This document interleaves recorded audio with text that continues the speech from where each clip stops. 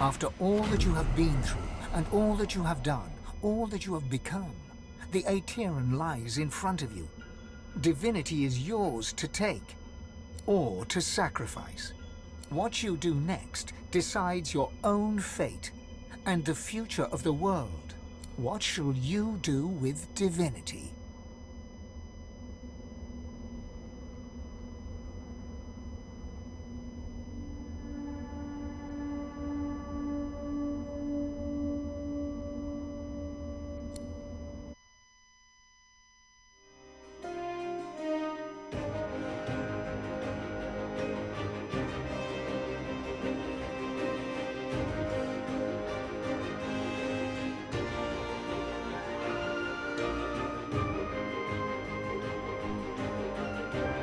And so it ended. A tale that began with my own ill-fated attempt to rid the world of the Godwoken.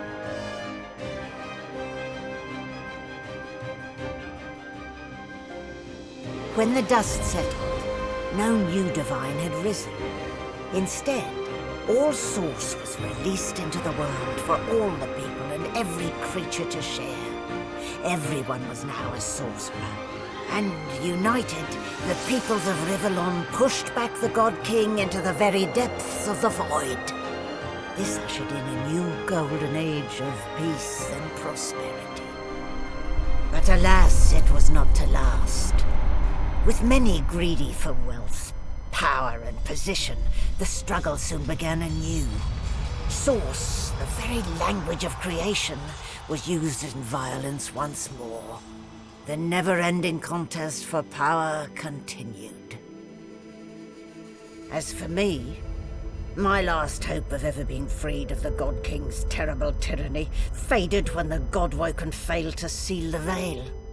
An eternity of pain and suffering is mine, in service of the King, until the day I am freed, the day the God King returns.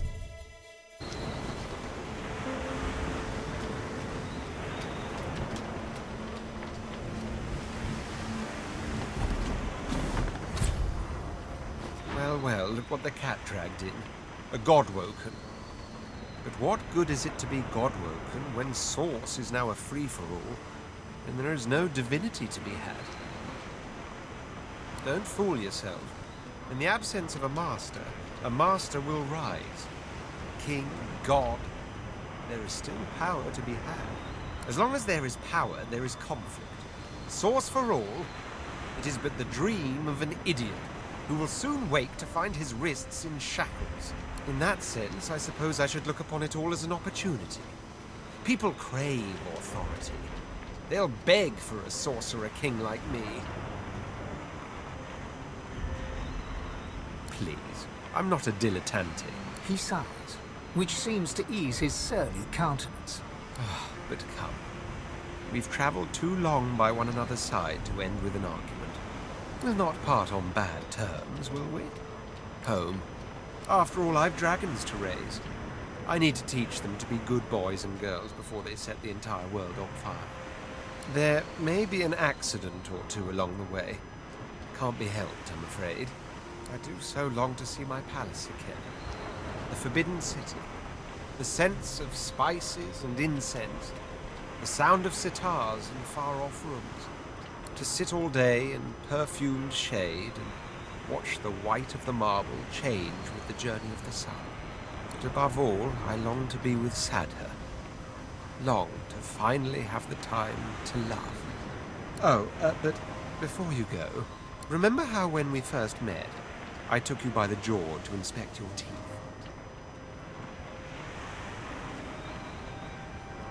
Not something one forgets in a hurry. Now, if you recall, as per your own testimony, you can cook, tailor, and groom, three quite indispensable talents. At the time, of course, I couldn't have foreseen the adventure ahead, but now that it's quite over, I'd like to renew the opportunity for you to become my slave. What say you?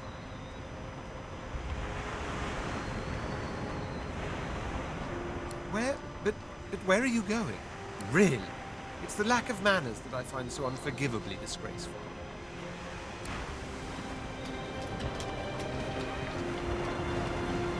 Malady stands tall and proud, sunlight sparkling off her mask. From here, she looks almost angelic. Well, here we are again. You, me, and the ship I've saved from ruin for your personal benefit. I'd say you owe me, but why state the obvious? Get an eyeful. I expect it's the last we'll see of each other for some time. I have a lot of planning to do. Now that there's not to be a new divinity. She drums her fingers testily on her crossed arms. All that work, all that effort, tossed into the gutter like a malformed child.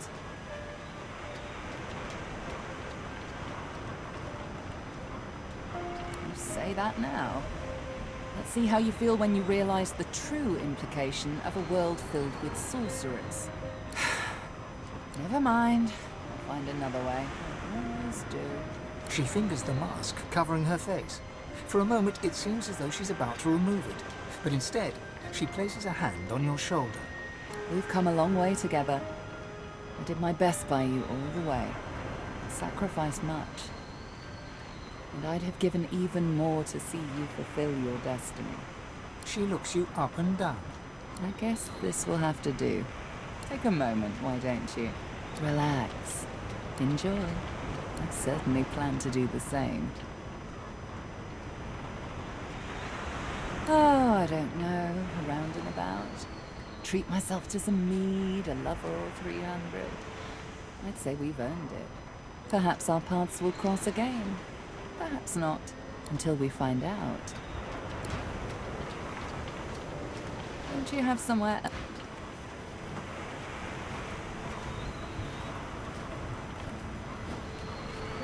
You escaped an abominable prison and confronted the king of all gods, only for divinity to slip your grasp. A rather poetic arc, don't you think? Now that I am clear of mind and free of intruders, I'm wondering if it isn't time to share my learnings with the less enlightened. And to that end, I have a few ideas worth considering. Until we meet again.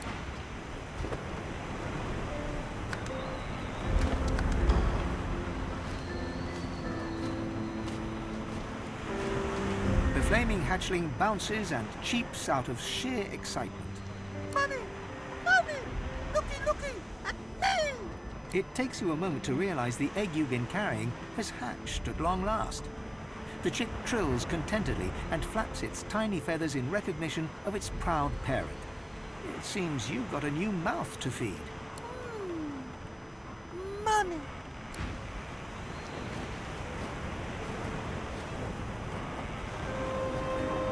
I've got to admit, I'm all about returning the power to the people, but I never could have seen this one coming.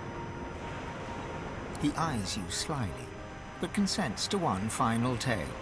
The beast of the sea rose triumphant, guiding his fellow Godwoken from an island prison to a final hurrah.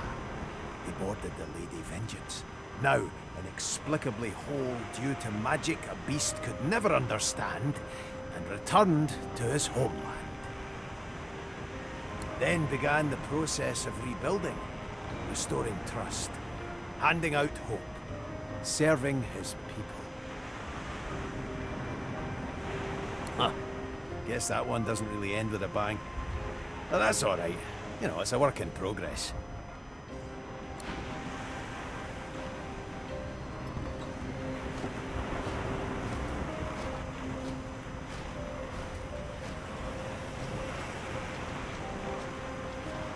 I feel weird, like I've got ants crawling in my belly.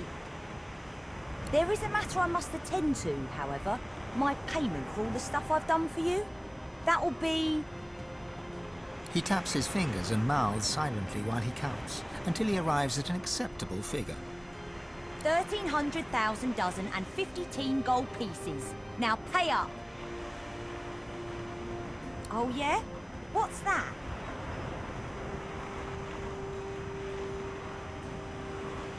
Han ponders your suggestion for all of a second. You got it. But you better believe the bill for that will be a doozy. Now let's see. A dwarf, a demon, and a druid walk into a pub.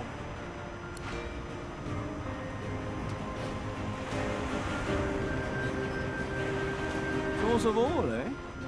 Bold move, I'll grant you that. I didn't think anyone considered the little people anymore. I don't know yet. Perhaps peace will reign and all will be equal.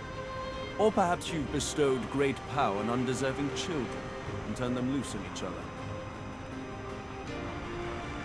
Time will tell, I'm sure.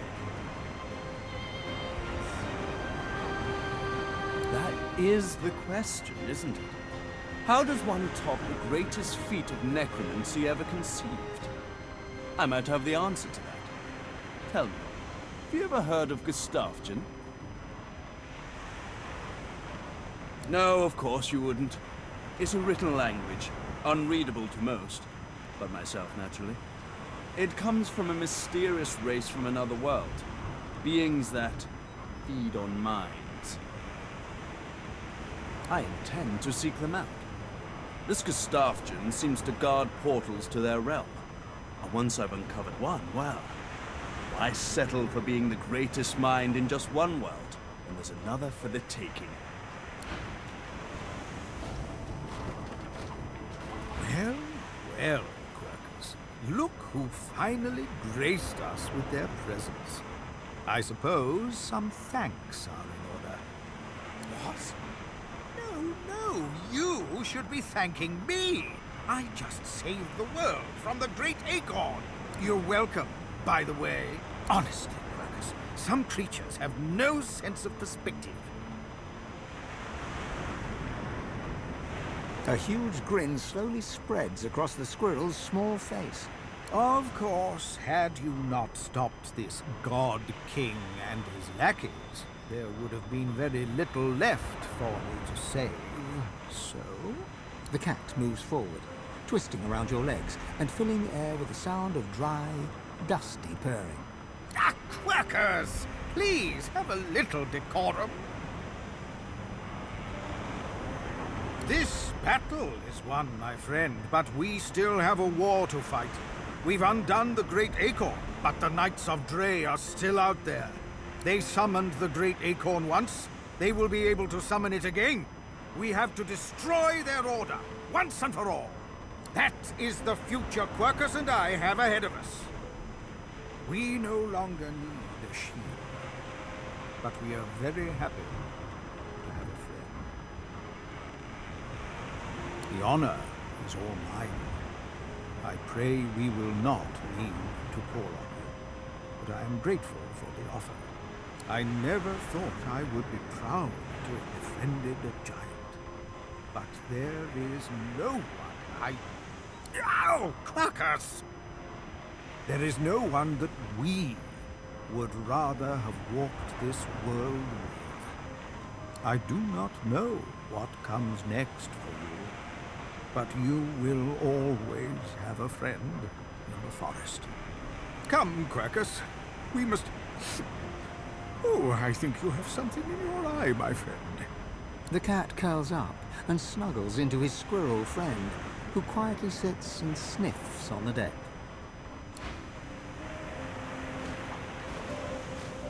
I'm buzzing. I don't know how else to describe it. But what you did, I want to say it was brave. Maybe it was, but it wasn't right. Gareth is still. For a moment his mind wanders to memories of friends and enemies, of malady and magisters, of demons and divinity. He is then present once more, though hardly animated. The people of Rivellon will call you their savior. The power is in them, in all of them. And there will come a time when they rebel, and the price will be high. A meaningless promise. You've blessed them and cursed them with a single choice. You didn't reveal your altruism. You revealed your greed. Power will be shared among the evil and the good, the light and the dark, the sky and the earth. They will enjoy equal source light, yes, but they will not be equal. I find a way to fit. I wasn't just content to lurk in Lucian's shadow. I was his shadow. Now I stand in the sun as my own man. I just don't know who that man is. So I find out, on my own, away from the storm that surely comes. The God King is defeated, but the door to the void is open, left there by the woman I once thought would be divine.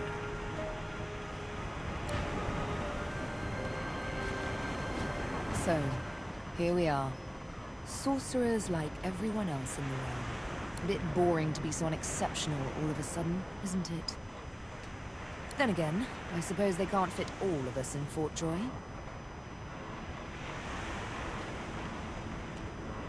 It does, doesn't it?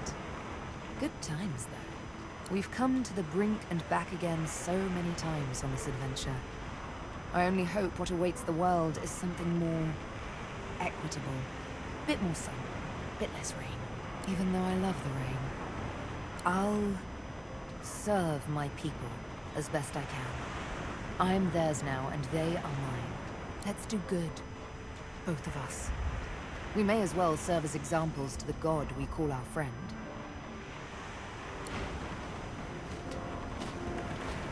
Hey there, Chief. So, a world full of sorcerers. What do you make of it?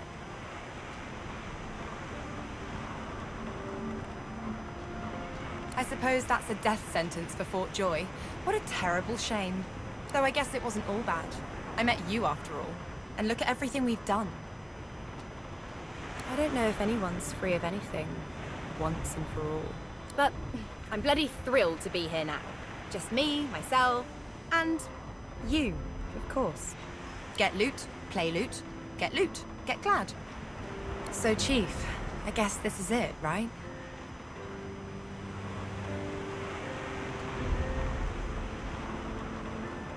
Well, I mean, you can always come with me. I mean, I'm just saying, it's an option. If you want, maybe? I still love you. As she turns from you, the whites of her eyes darken, the veins in her face go grey, and a wicked smile curls her mouth. Suddenly it's gone again. She winks, and you're left wondering whether you saw anything at all. See you around.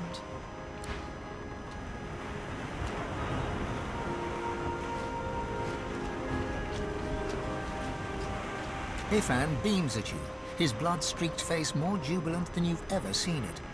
He reaches out and pulls you into a bear hug, clapping you on the back. We did it. The odds were against us. Hell, the gods were against us. And still we did it. He reaches out his hand to grasp yours. Source crackles between you and in the air all around you. The world has changed. Now we'll see something. We'll see what happens when everyone can harness their own divinity. Me either. I knew it. From the first time I met you, I knew you were special. And this proves it. With a world full of sorcerers, we should be able to make short work of the Voidwoken. Ifan nods, but his mind is elsewhere already. He looks different somehow. A vestige of command has returned to this ex-soldier. We'll need supplies. Source-forged steel, war owls, a central command from which to run sorties. What do you think? Is Arx the right location? Seeing the look on your face, he laughs and shakes his head. Old habits die hard, but I'm willing to bet these Voidwoken will die harder. With that, Ifan salutes you. He whistles up his soul wolf and strides off to make arrangements, looking from head to toe every bit a leader of men.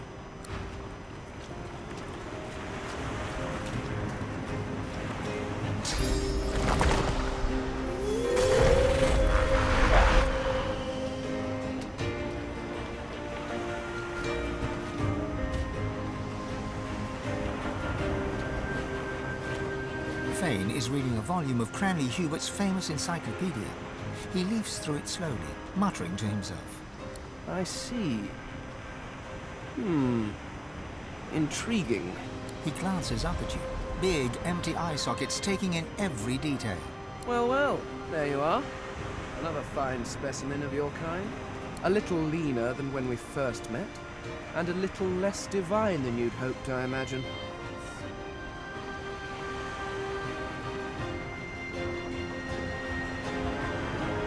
As do I, it seems. Whatever that life might be. Fane looks back down to the book, a bony finger running across the embossed leather cover.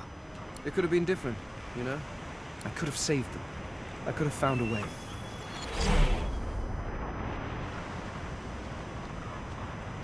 I could have done more. So, perhaps could they? Had they decided to live in peace with the mortals of Rivellon, maybe we could have saved them. But they made their choices, and I made mine. No, I imagine you can't. I imagine no one can. But the cards were dealt, and my people got snake eyes. Or something. I never took the time to learn how the average Rivellonian entertained themselves. Then again, you are no average Rivellonian. Not after this. So, what do you think you'll do now that we live in a world of minute divines?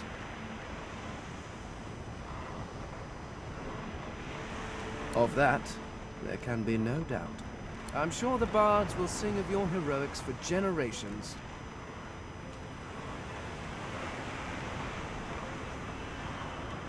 The skeleton hefts Hubert's dog-eared encyclopedia, its weight heavy in his hands. I've been rereading this book, looking over your history once again, poring over every detail with a new perspective, and do you know what? It's shit. Fane tosses the book over his shoulder. It flutters in the air as it sails over the ship's railing and disappears with a faint splash. If you have spent your life staring at a thing, you can write about it with knowledge. You can write about it with love. But it is almost impossible to write about it with wonder. You creatures have spent your lives trudging about this world, and you've grown blind to its miracles.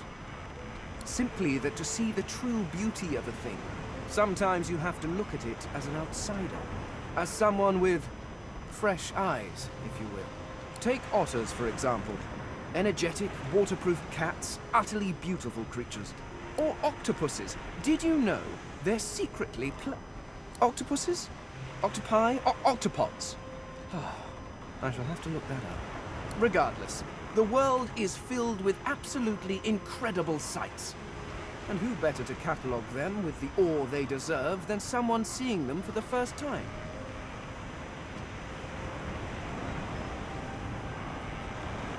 Do you know, there is the idea that nothing is ever truly created or destroyed. I suppose we are all Source, just in different forms. You being the cruder, less jewel-encrusted form, naturally. But my people were Source too, although we didn't know it at the time. And our Source helped create you. In a way, I was walking alongside the best version of them the entire time. In you, I found a home better than the one I was pining for. Thank you, Godward.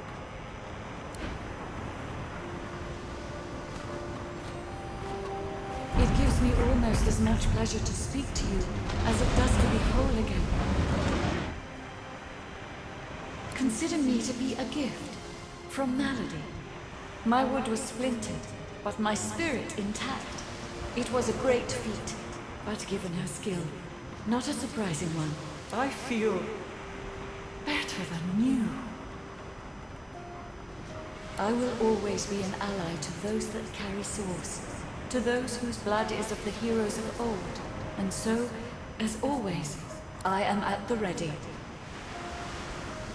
You look out to the endless beyond. The sun's light plays upon the waves, just as it always did. The sails flutter in the wind, just as they always will. And yet, something is different. You are different. And with a start, you realize where you must go next. You speak the command to the Lady Vengeance, and another chapter begins.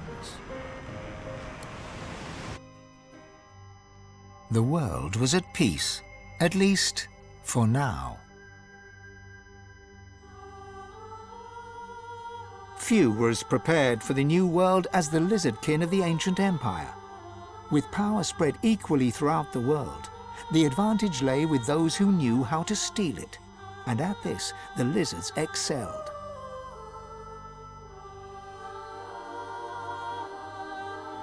Justinia returns to her throne.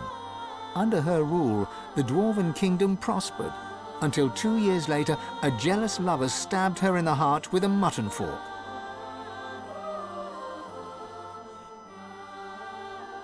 With their power returned, the elves reclaimed their lands from the Death Fog and began to rebuild. Soon they would split as two factions sought power, one to bring back the trees, the other to bring back the Scions.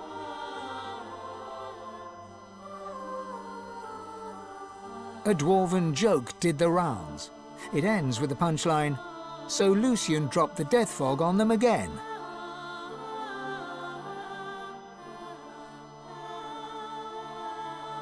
Only Sabine could bring the elves together once more.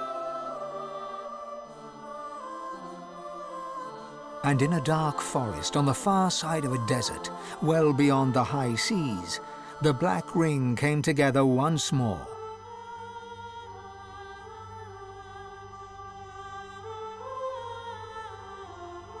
The island of Fort Joy, the old redoubt of the Source King Brachus Rex, was turned over to the people of Driftwood to use as they wished. They turned it into a holiday resort. Reaper's Coast prospered.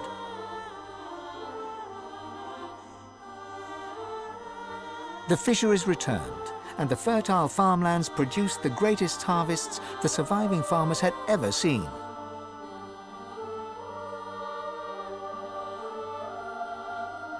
Blood Moon Island became particularly fecund, its soil producing the greatest crops. A particularly crimson-fleshed orange grown on the island became a delicacy across half the world.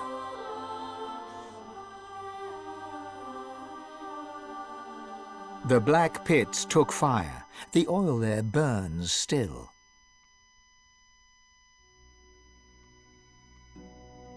Driftwood became a centre of industry, trade, and transport.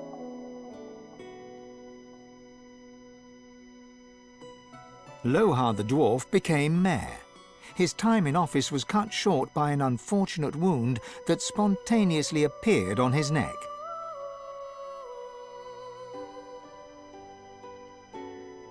Your lizard lover from the Black Bull Tavern finally returned to the ancient Lizard Empire, there to found the newest and most popular of all the houses, the House of Love. After a long and harrowing journey, Lovric the Waiter arrived in Sicil, where he opened a tavern. The meaty stew became famed almost as much for its food as it was for its greasy, abusive owner.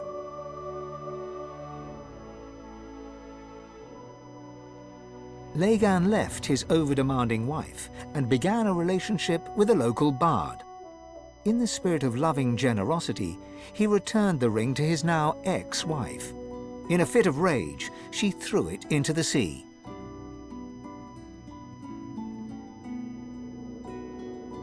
You would never forget Dorothea's kiss.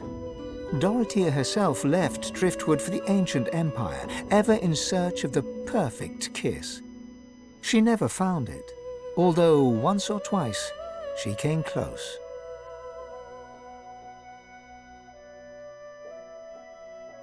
The nameless isle had vanished. Although only open water remained, by instinct ships would steer clear. None of the captains could articulate why.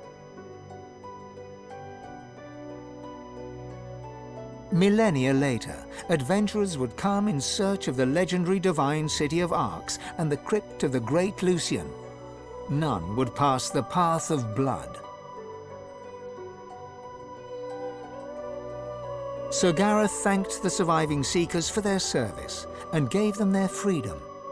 Disillusioned with the rising chaos, he set out alone to find a new purpose. He would never stop seeking. Young Han went into the theatre and became one of the realm's most popular actors. With no new divine, Malady found herself in a predicament. She had an important problem to solve, but no ally strong enough to call upon, and so her search continued. Having performed the greatest act of necromancy in history, Tarquin found the new world unchallenging. He became obsessed with rumors of another plane of existence. One day he vanished and was never seen again.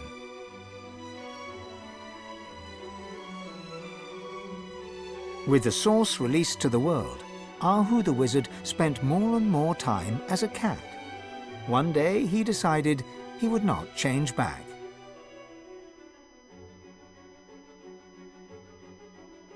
With Amadia silent, the priestess Gratiana left the swamps and re-entered the world. With more undead than ever before, she founded an abbey in the Dragonspine Mountains, offering them shelter from hatred and fear.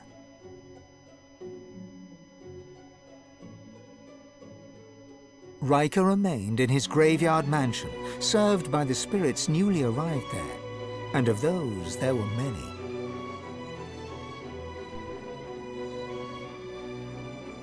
Jehan the demon hunter found himself at a loose end, so he opened a museum of demonic artifacts. After it burned down, with Jehan inside, witnesses claimed that the flames were the color of blood. As the forests grew anew and the elves were equals at last, Sahala shared elven knowledge of the source with the world.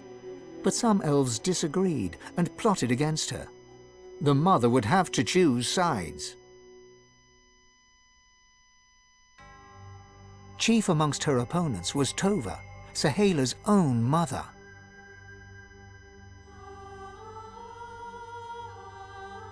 The Beast of the Sea returned to the Dwarven Kingdom, this time as a lawmaker. After a very public blunder, Marcus eschewed political power and returned to the sea. The Beast and the Lady Vengeance sail on.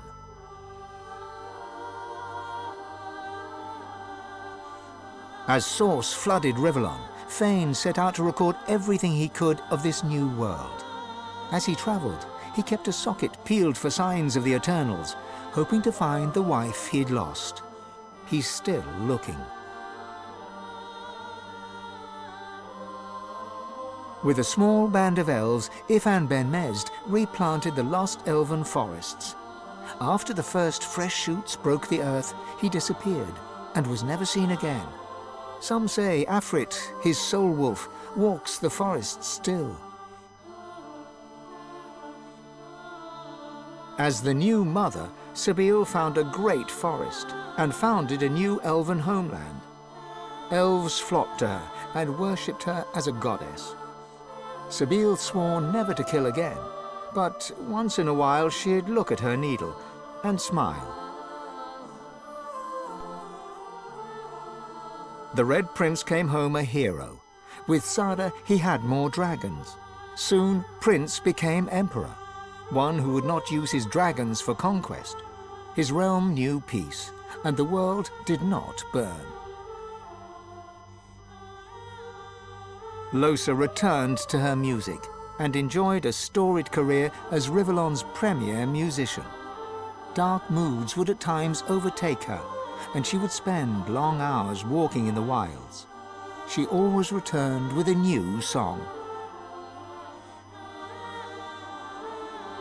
And then there was you.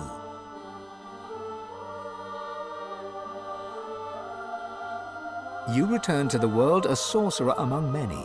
Your future was yours to decide. Did you accept your new status with humility? Only you know the truth.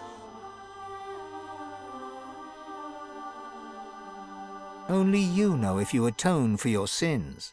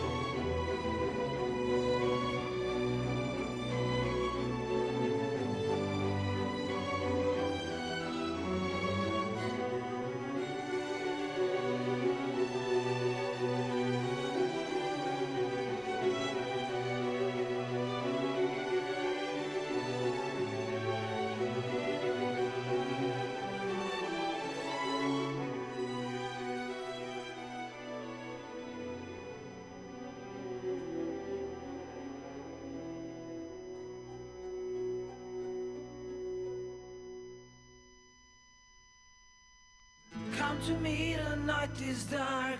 Come to me, the night is long. Sing for me, I'll sing along. Sing for me, oh sing for me.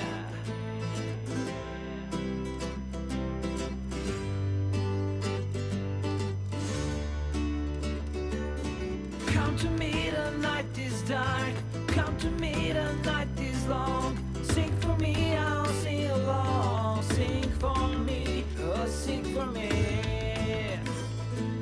Sway with me, we'll make them scream. Dance with me, we'll make them bleed. Sing for me, I'll sing along. Sing for me, oh sing for me. Listen, do you hear it? Listen, do you feel it? Listen, I'm calling you.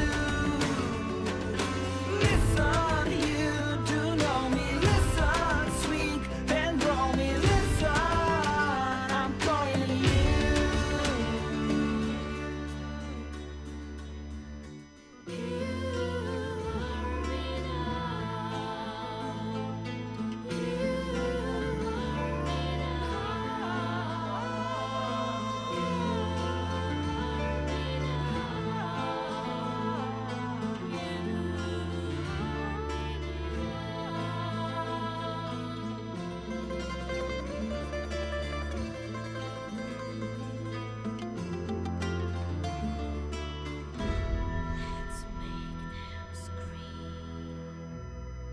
Listen,